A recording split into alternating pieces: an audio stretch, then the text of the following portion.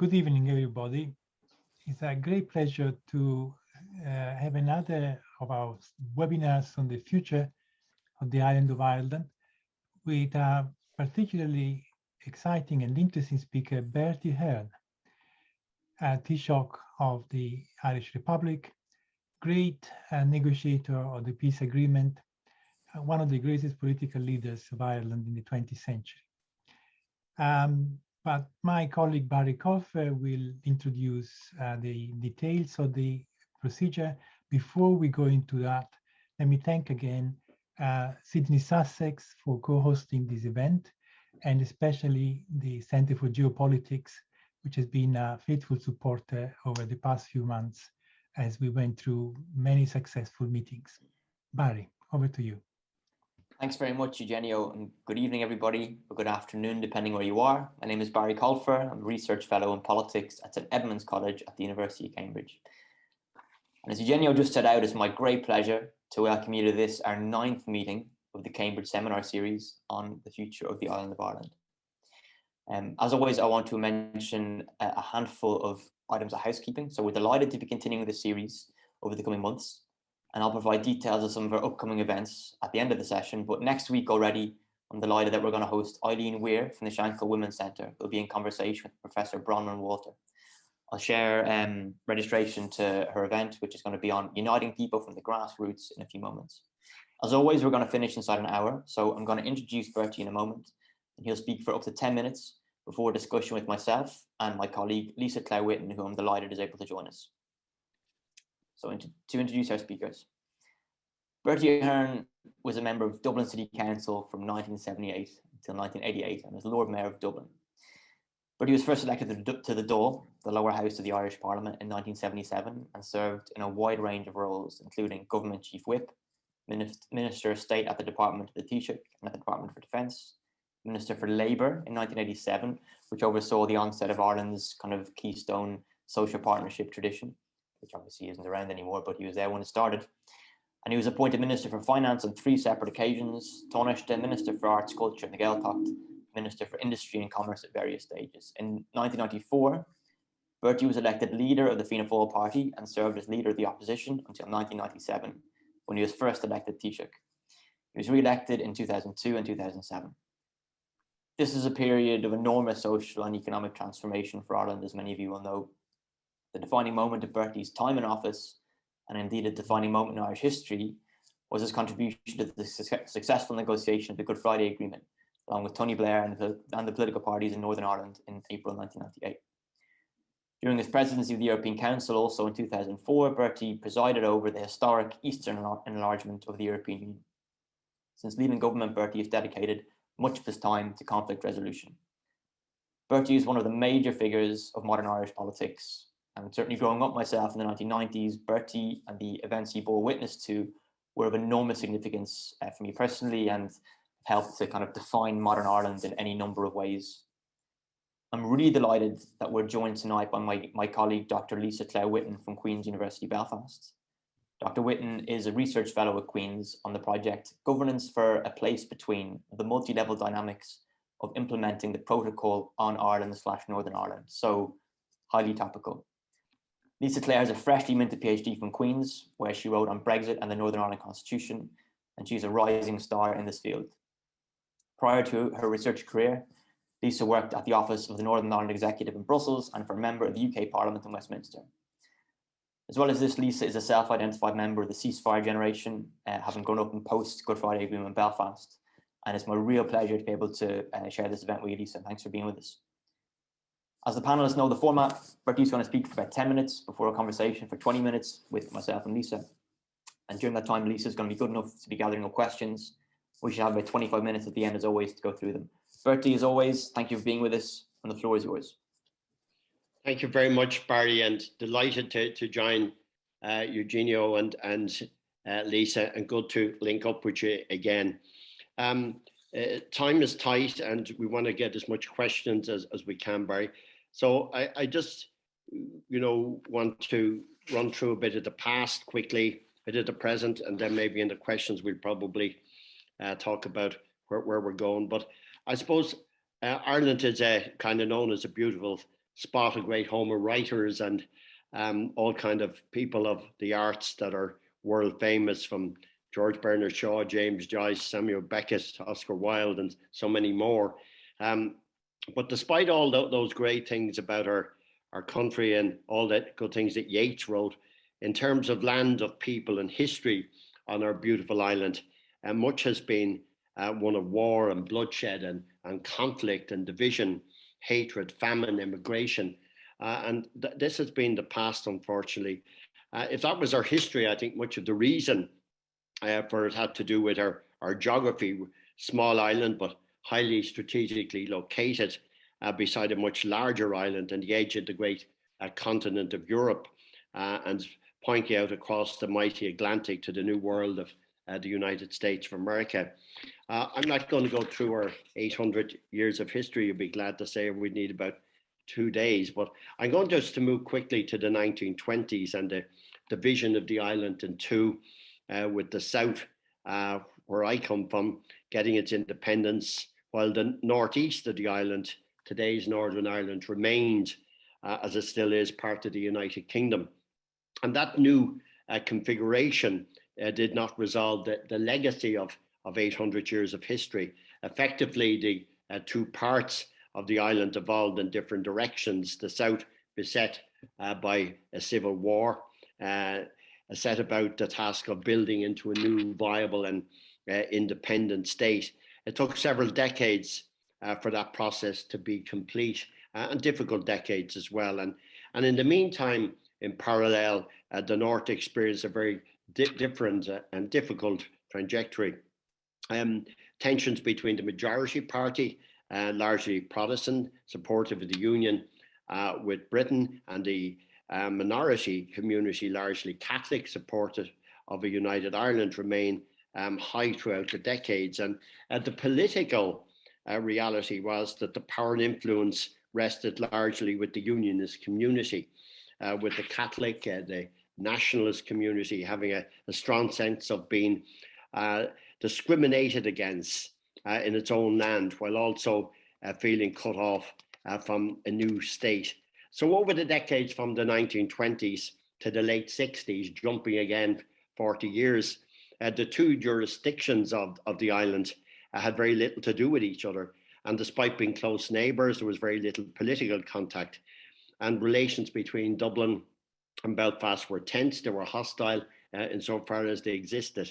And if this was bad, I think, enough, matters were to become distinctively worse in the late 60s. The old enmities of history that had remained bottled up, and over the decades, the issues of partition, which is 100 years old now, exploded, and the civil rights movement was the catalyst of all of that. Then we hit into the 30 years of troubles, and everyone is very familiar with the death, the mayhem, the murder, the huge investment damages. So I'll just say we came right up till 98, where Tony Blair and I had the honour and the task of negotiating the Good Friday Agreement, which was primarily to do three things. One, to stop the killing and the mayhem, which I think has been, by and large, almost a total success. The second was try to set up new institutions where Northern Ireland would work into the future. That's been up and down, sometimes successful, sometimes not. And the third thing, I think, was to try to bring people on the whole island of Ireland and people together. And that has been partially, not totally. So that has been the kind of the past. The present is, Brexit aside. Brexit has not helped things, but I don't want to, I'll certainly answer the questions on Brexit, but I think the economy north and south is good. Employment has increased, cooperation has increased. There's far more that can be done. In my view, the great success of the economy in the south certainly can be built on, so that the island economy is even stronger than it is today. Business people are cooperating, farmers are cooperating, fishermen are cooperating, universities are working well together, but there still are many gaps. If you ask me, were all the things that the vision of the Good Friday Agreement, are they implemented or near implemented? There still are significant gaps. We still have, separate education systems. We we still have sectarianism, maybe not much violence, but still a lot of enmity. The legacies of the past are still an outstanding issue, unfortunately, and these are challenges. But I suppose I should say it's not all negative. The economy, as north and south, is emerging from COVID. The first half of this year has seen the export engine of the Irish economy, north and south, continuing to thrive and work to a level of normality. We're now returning to, I think, a strong domestic economy, and we're seeing that COVID payments, though very tough on the national finances that have been all over the world, have not really created horrendous difficulties. We have some obvious long-standing international deficits, significant government policy commitments that have to be dealt with. Our health system is still not at the level that I would like to see it. We have still problems with pension deficit. We've infrastructural deficits, though our infrastructure is far better.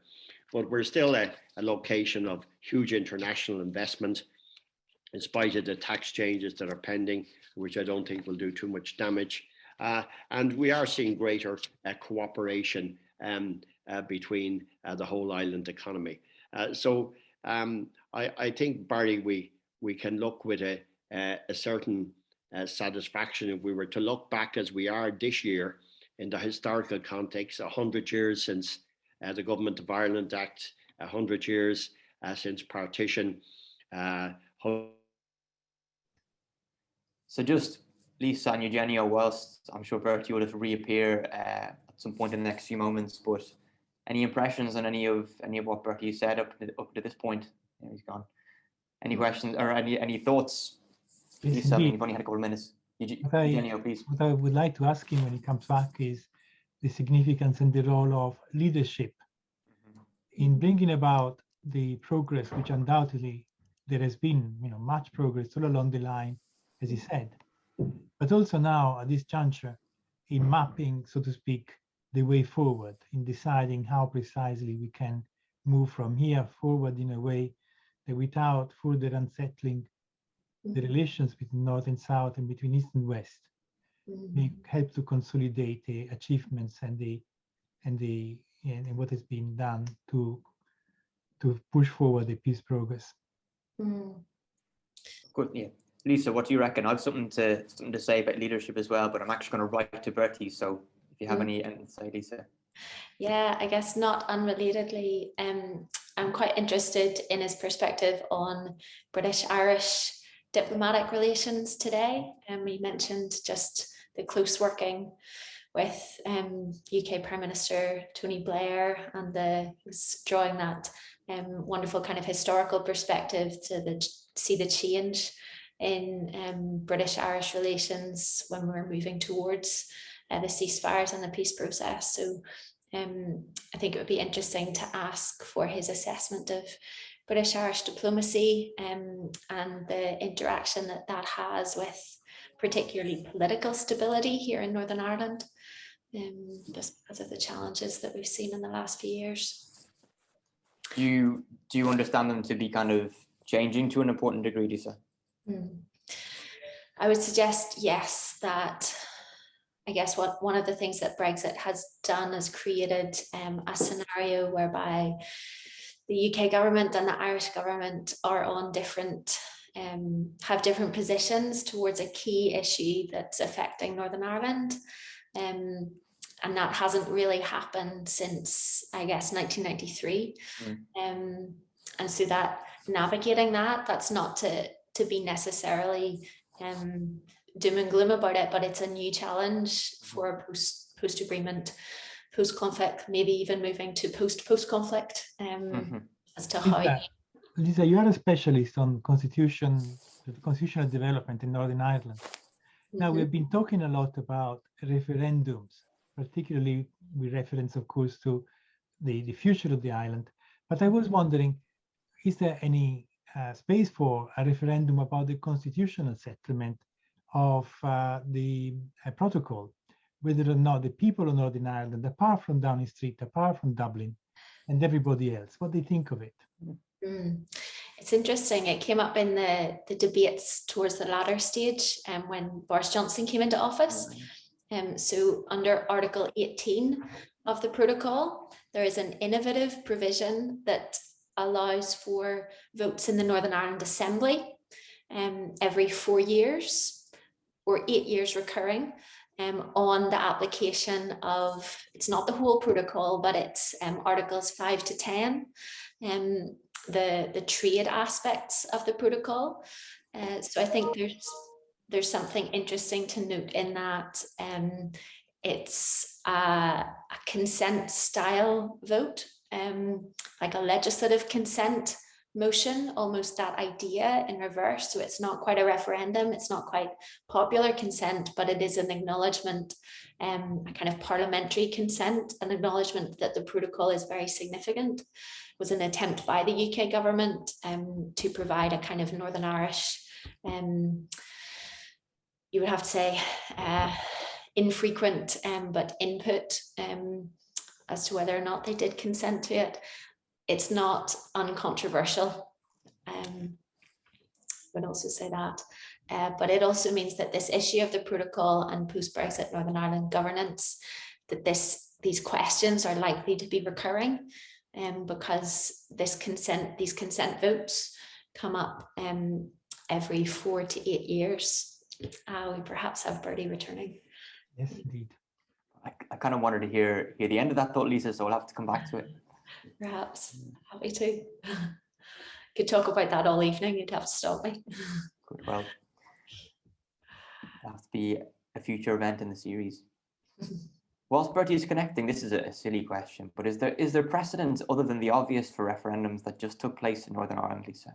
I can't think, other than the Good Friday Agreement. Has there ever been one?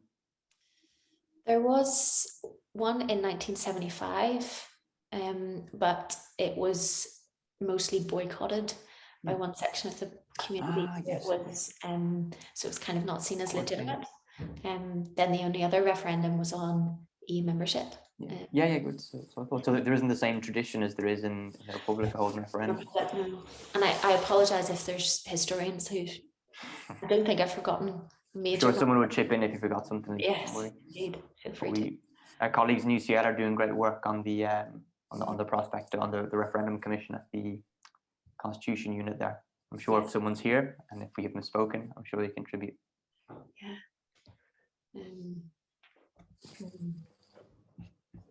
There was obviously 2016 as well, which wasn't. Of course.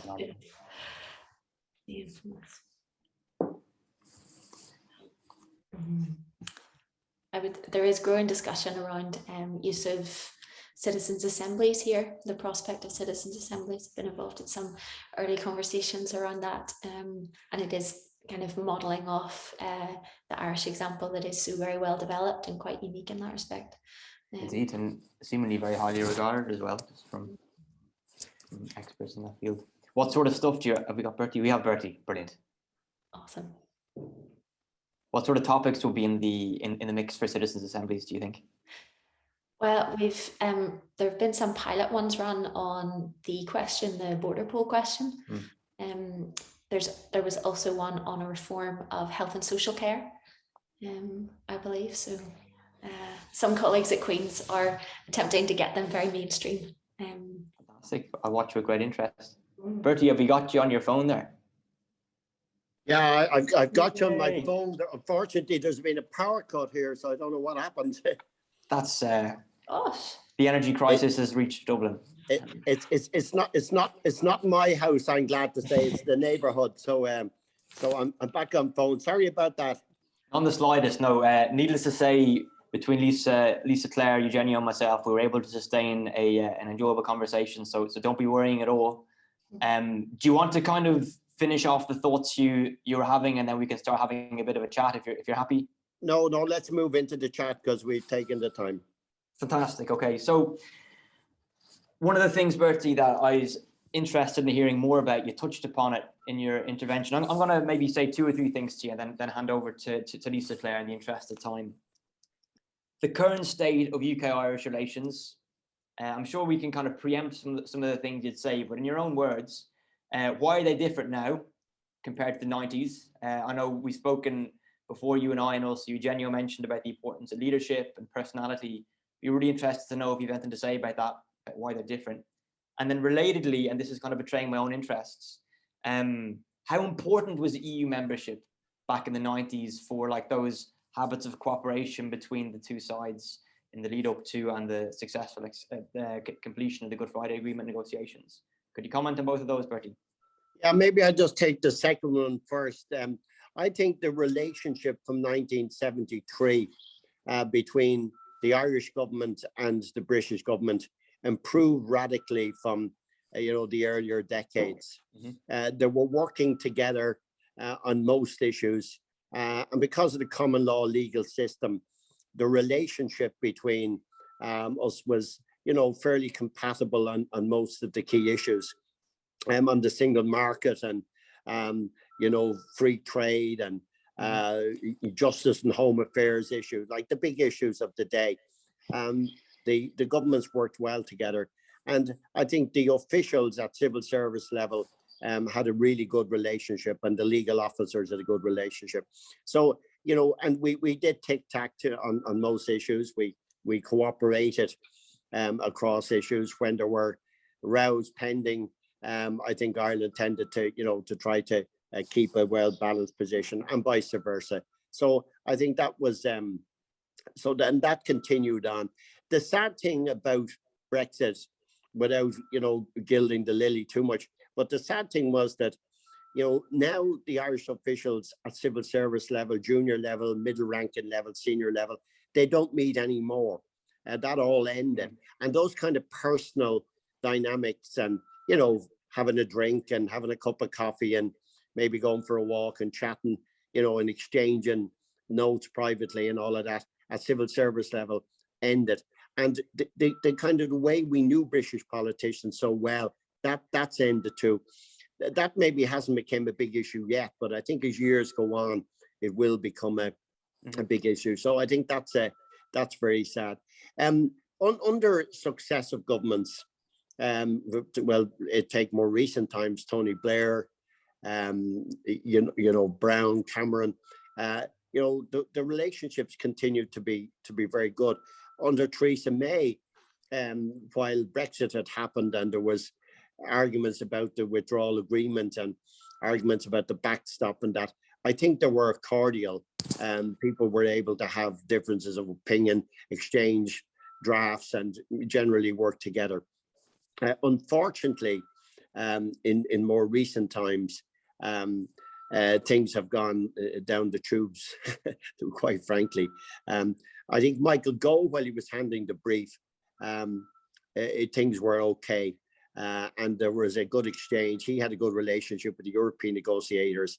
And by extension, though he may not have been the most favourite person in Ireland always because of his views sometimes on Northern Ireland, but I think he was building up a good relationship and a good spirit. But from the day he left and Lord Frost came in, I think it's true to say that things have got bad. It's only 2 years since they negotiated the protocol. You now hear Lord Frost speak as if he'd nothing to do with the protocol, that he never heard about it. So I'm afraid without going on too much about it, relationships are strained. As late as last week, we had the Tánaiste Deputy Prime Minister saying that how would anyone around the world trust the British government if they treat them the same as they've treated us with the protocol? So maybe that's a bit strong, but it gives you a sense of how things have badly deteriorated in the last few years. Yeah, thanks. And actually, I'm going to really kind of test Lisa Whitten's capacity to multitask in a sec, because Lisa, you might in a sec want to ask something about diplomacy, because we were just talking about it whilst Bertie was away from us. But Bertie, just to push you a final time, compared to the 90s, perhaps you don't want to say any more, but you know, there was great figures around you back in the 90s. There was yourself, there was Blair, there was Trimble, there was Hume, there was many kind of big characters from their communities. Do you see the same figures emerging in the similar context today, or is that just an area of difference compared to the 90s?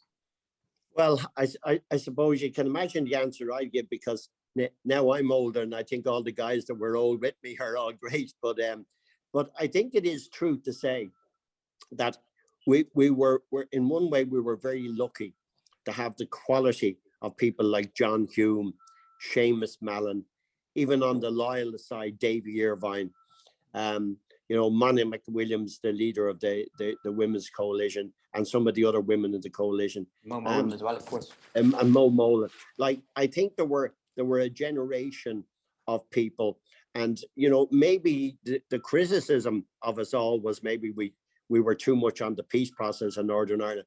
But I think as political individuals and skillful individuals, leave myself totally out of it. I think there were a generation of people that had been around from, you know, the 60s, late 60s maybe, through the 70s, 80s, 90s, and there were a skill group. And I think they proved that, like, there were strong politicians in Europe, there were strong politicians elsewhere.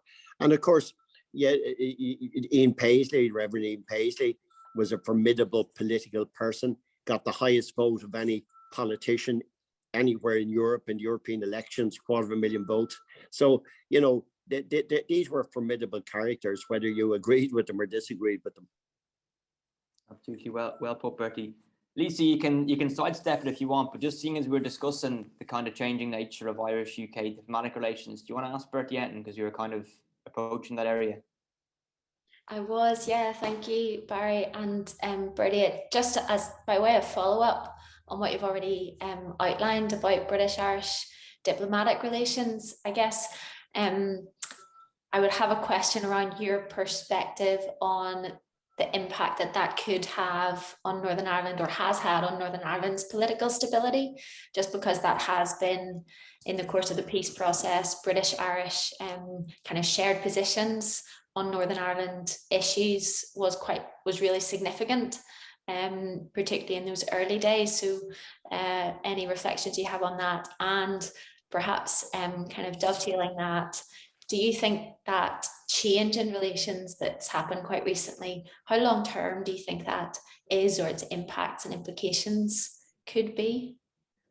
Yeah, I think the whole diplomacy, as you know, Lisa, you're an expert in this field, but I mean, it is important. I mean, it, you know, where people can have differences, significant differences, historical differences, you know, cultural differences, whatever, but are able to articulate their case in a civilized manner. And I suppose the big issue in this is the trust. You know, if there's trust and people see people as fair players, I mean, I could speak myself with both Tony Blair and Gordon Brown, and I know later on with Brian Cowan, with Prime Minister Cameron, and Gordon Brown, like there were people who they stated the position, they gave it as it was, and it wasn't a question of getting agreement and everything that wasn't feasible or proper. But it's when the trust goes, where people, you know, it becomes into mirror and daggers. That's the unhelpful bit, and I that's what worries me. And I don't like the rhetoric of, you know, when we all start, whether it's the Irish side or the British side, when we start just having a go at each other, because it normally doesn't get you anywhere. And tomorrow you have to go back and be a diplomat again and deal with it. So I think it is fair to say, Lisa, that the Brexit vote has Ireland was not considered part of the equation. Even though people here, we try to speak about it like there were far bigger issues, and I understand that.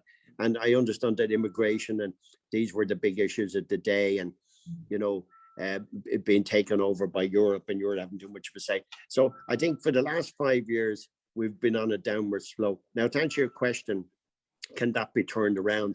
And I think this is where we have to wait and see. There is a feeling in the Republic of Ireland, and maybe to a lesser extent, as you know, in Northern Ireland, that the Prime Minister Boris doesn't really care two hoots about us, and you know, that he's too many other things on his plate, and that we're really small fry. And you know, that's a problem, because when, like, I was over to Westminster number 10, I was in number 10 more times probably than any Irish Taoiseach over the years. But you know, and I genuinely trusted the officials, and you know, if Alistair Campbell, Jonathan Powell, or the other key guys, or any of the officials, we knew what they were saying. And when they said they couldn't do something, they couldn't do it, and you know, it was no good dancing up and down. Now there's a deep sense of mistrust, and that's going to take a bit of time. And of course, it takes both sides. It takes two to dance, you know. So it's I think I'm not putting all the blame in one place. That's not fair, but it is a big problem. It's really interesting that that's what you focus on, Bertie, because if for anyone who reads the memoirs, the likes of Jonathan Powell's memoirs from that time, and all the other contributions, that this sense of trust, you know, that even if you may not like each other, I'm sure many people didn't like each other, but there was a sense of kind of trust and respect that just doesn't really seem to be with us today. But I want to move on rather briskly, right? I'm conscious both that there's lots of good questions come in, and what I'm going to propose is the following. There's one or two questions, if we have time at the very end, I'll put to Bertie, because it's a slightly different tack. It pertains to Ireland and Europe. But for now, what I want to do is, first of all, just see if Eugenio has anything he wants to ask briefly, then hand over to Lisa to see if you have any further questions, Lisa. And then we're going to get through to the Q&A. And then if we get through enough of those, then we'll come back to me to ask a couple of questions regarding Ireland's place in Europe, if we're happy. So, Eugenio, do you want to say anything? As always, you don't have to. Very briefly, Bertie. There's an issue which I raised already with Lisa, and she gave an enlightening answer, but I would like to know what you think. Since the protocol is now becoming the source and the focus of endless discussions, would there be not a point in calling a referendum on the protocol itself, whether the what is on offer right now with the counter offers from the European Union is satisfactory from the point of view of the people of Northern Ireland? Well, I think my worry about that is it would become a referendum of what the political parties say on one side and what the political parties say on the other. So again, we might get back to a head count, which mightn't be on the issue, and that my worry would be.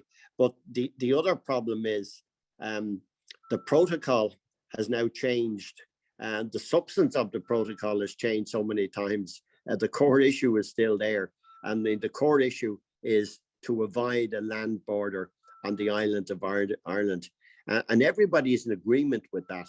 But it's when we get into all of the detail, and I think, in fairness to the European Union, and I suppose this is they've changed their position. They genuinely came over, listened to the business people, listened to the community people, and what they did last week was to try to simplify what was very complicated.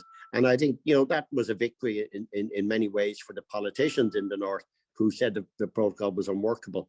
So I think we now probably have a protocol that will be more workable if we ever get around to it. But I think putting it to the people would probably be, I'd be afraid we'd get into an unholy row, which mightn't be the best.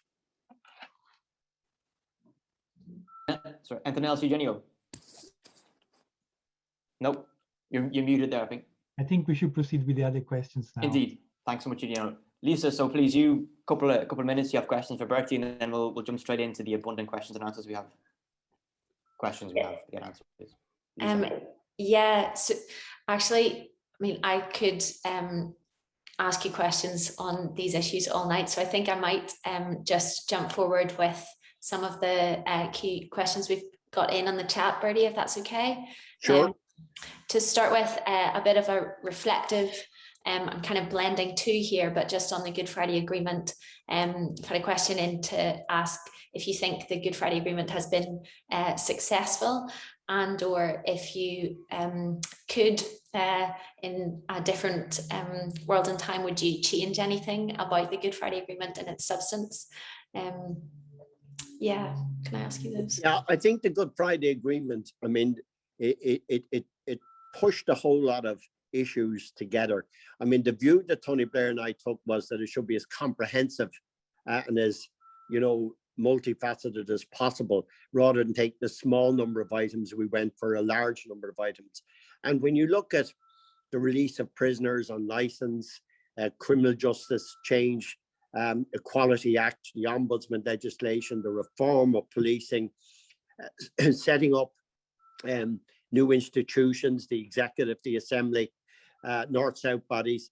You know, I think all of these things have been, you know, not perfect, but certainly, you know, a very good issue. We we probably made some mistakes. I think the whole area of the decommissioning of arms, the way we dealt with it, it went on from 1998 to 2007. It became a long playing record, and we should have been able to do that a better way, and it caused a lot of political casualties along the way and caused a lot of trouble for David Trimble, which I regret that the way that was handled. Sectarianism, have we got anywhere near the end of that, or the legacy issues which are still there, even though we came to an agreement several years ago called the Stormont House Agreement on it. There's been no progress on that. So I think the Good Friday Agreement, in terms of peace, stability, you know, the economy doing well, investment doing well, tourism doing well, yes, very successful. Some of the old issues of legacy, educational systems, not so good. As one who has been a direct beneficiary of that piece, imperfect as it is, I would agree with you wholeheartedly. Barry, I think you have a question. Yeah, thanks, Lisa. I'll put two questions from the chat, I think, just to in the interest of time. So Bertie, the first question comes from Professor Mary Daly from UCD, who's joining us. Mary, it's good you can be with us. It's kind of building on what you discussed with Lisa a little bit. And Bertie is with us, even though it looks like it's just a darkened room. Mary asks, my sense is that the Irish government never developed a close relationship with the Northern Ireland office, preferring to work either with Westminster or Northern Ireland politicians. Would Bertie agree? And then separately, but not entirely unrelated, Bertie, just to bring it up to the present day and one of our many controversies, which actually we haven't touched upon yet. Jack Power, who's joining us from the Irish Times, has asked, does Mr. Ahern feel that President Michael D. Higgins was correct to not attend the event organised to commemorate the formation of Northern Ireland and partition of the country in Armagh? And does he feel the government of Fianna Fáil are right to send a representative to the ceremony? Two different questions, Bertie, do your best. Yeah, well, Mary Daly is right. The relationship between our civil service and NIO was never great. The relationship between, in my generation of politicians, and the NIO was kind of, we dealt with number 10 rather than Northern Ireland. So Mary is correct on that. And the North-South bodies, when they're operational, have improved that a good deal. But I have to say, since I'm out in North-South bodies, what I hear is that it has improved it, but I don't have first-hand experience of that. So I'd have to say Mary is correct. The second question I have kept totally out of that. I think every news paper and everybody else has asked me that question about the president, and I haven't got involved in the issue.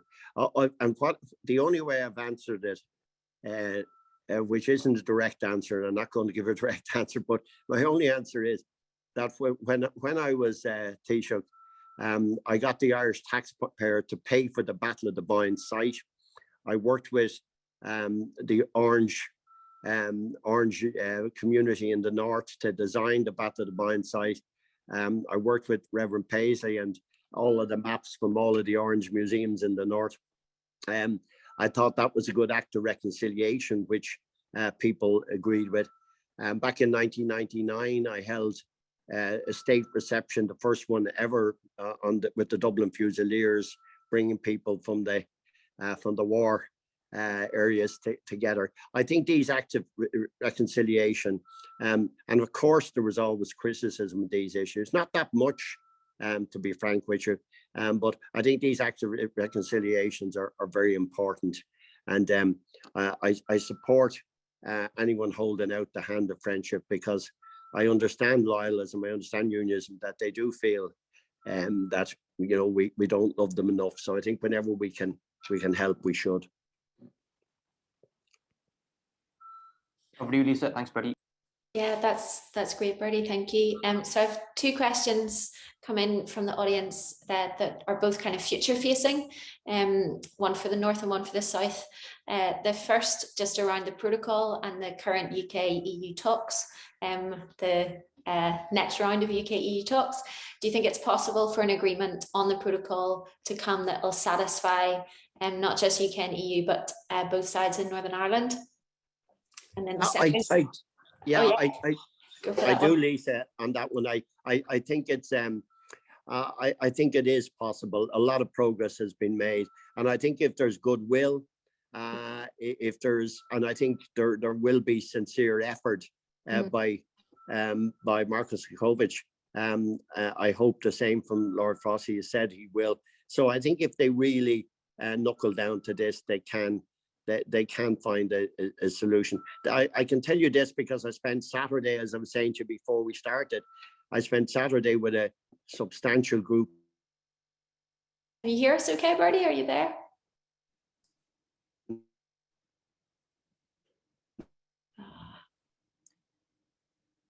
Bandwidth might not be. Anything to say about how Bertie has responded to your questions, Lisa? I appreciate his hopeful response. Mm-hmm. I would agree that a landing zone can be seen. There we go. I think there is a landing zone, to use an awful cliche phrase, but between the UK and EU positions. I think the more difficult question is how that can be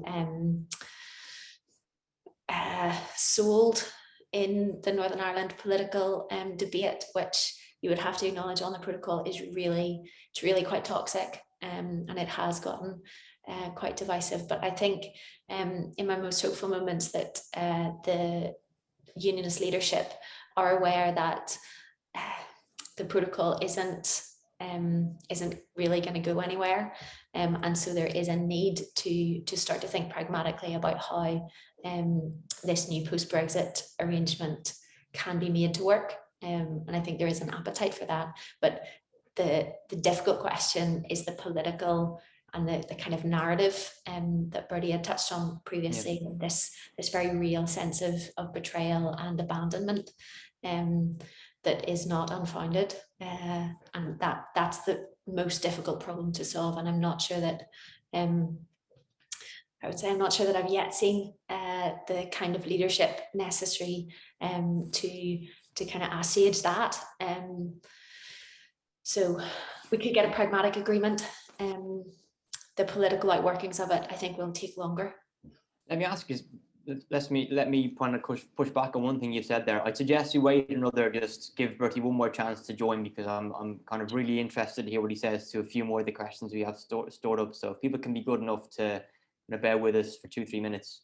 Do you really believe that, Lisa, that the unionist leaders don't actually believe, that the leaders of unionism you refer to actually believe that the protocol isn't going to go anywhere and it's just kind of part of a wider political program? Do you actually believe that? We have Doug Beattie on the 6th of December.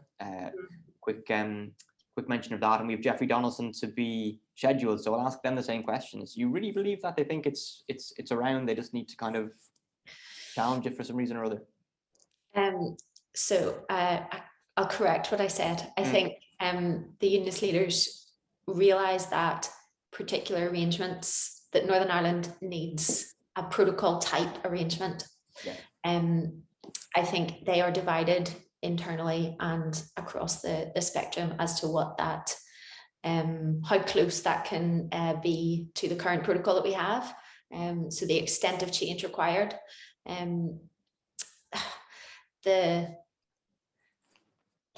To be honest, I myself go back and forth as to how much they realise that they can or ought to get rid of the protocol.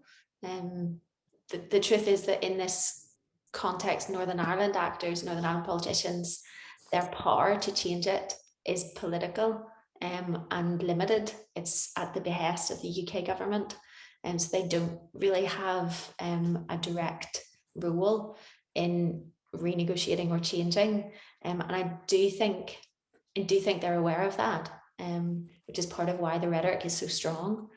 I think there's often, and throughout history, there has been more pragmatism in Northern Ireland politics than the language used ever really would suggest. Oh yeah. So it's maybe an optimistic reading, but I think there is a more shared ground and awareness of the fact that this protocol or something like this protocol is required and is not going anywhere. I think anyway, yeah. I'm gonna in a sec ask you, Eugenio, if you've anything you want to ask. I mean, we're really exaggerating Lisa's good nature here, that Lisa was meant to be here for just to assist and ask a few questions, and central to events. I want to ask you one thing, Lisa. We've had this is our 9th meeting, I think I said, and I have to be honest, some of the other meetings that we've had, I won't mention particular ones, but they haven't left me with a huge amount of hope, to be quite frank. I mean, they've been really interesting and really thorough, and there's elements of hope, but there's also so much to be kind of apprehensive about. Yeah. And actually, Bertie obviously is coming from a very different perspective, but he kind of leave me feeling a bit more hopeful. But I guess that's based on his own experiences of the 90s. Something that I've always wondered, most of the people we have are of a certain age. They're older than me, they're older than you. To what extent can you talk a little bit about, like, how much does the generational shift really matter? Because it's like, for me, it's something that I haven't really been able to get out of this series yet, because you haven't had that many young speakers. So to what extent do you think it's different if you're born in the 90s, the 80s, the 70s, or whatnot, or even sooner, of course? I think it's a difficult question or it's a difficult kind of thing to quantify, the extent of intergenerational difference. However, I am very hopeful when I think about the future of Northern Ireland, and part of that is based on if you look at the way people identify here, and we're too into political demographics and head counting. I would see that definitely, but the growing population, kind of category in the population are those who don't identify as unionist or nationalist in a very strong degree. They may vote unionist or nationalist, but it's not at their kind of core identity. And that has a very clear generational trend to that. So younger generations are much more likely to identify as neither unionist or nationalist. That in itself, I think, gives me hope. And that's not to say that it's a bad thing to identify as unionist or nationalist, but for it to be your our conflict was based on fear of those identities being there being no room for them, kind of mutual fear, and the more that space can be opened up and a kind of more multiplicity of identities allowed and facilitated in our society, then the easier it is to start to talk about quote unquote normal political societal issues that are, the health service, our economy, infrastructure, the environment, and more. And again, a silver lining of Northern Ireland's really starring role in Brexit, I would suggest, has been a forced focus on some of those more traditional, normal, pragmatic issues. So we've had to learn what our supply lines are like. We've had to realise the nature of North-South cooperation, not as a political issue, but as a real, like, life-affecting issue, day-to-day politics issues. And so that gives me hope too, that as we have to work out these really outstanding, difficult questions, and the symbolism and the identity questions and the politics of fear, all of that is still present, but there is this new dynamic and a kind of strong momentum behind working out how we do life well together, not from a place of fear, but from a place of normal kind of people living together, collective things. So ultimately, I am hopeful. It's never it's a dangerous thing to make any predictions in politics, but ultimately I'm hopeful. Yes, I have to say I'm hopeful after that as well, Lisa. That was a lovely intervention. Eugenio, please, and then I guess we'll wrap up then, because I don't think we'll get Bertie. What Elizabeth so elegantly said.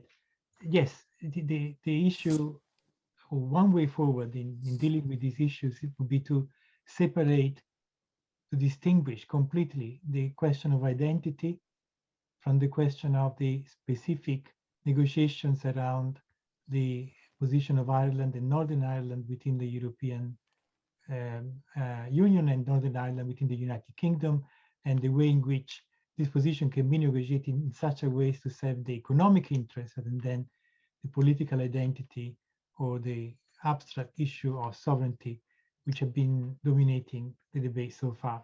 And that is precisely the point, separating politics from the practicalities of how to run the economy for the interests of the people on the ground, the community in Northern Ireland.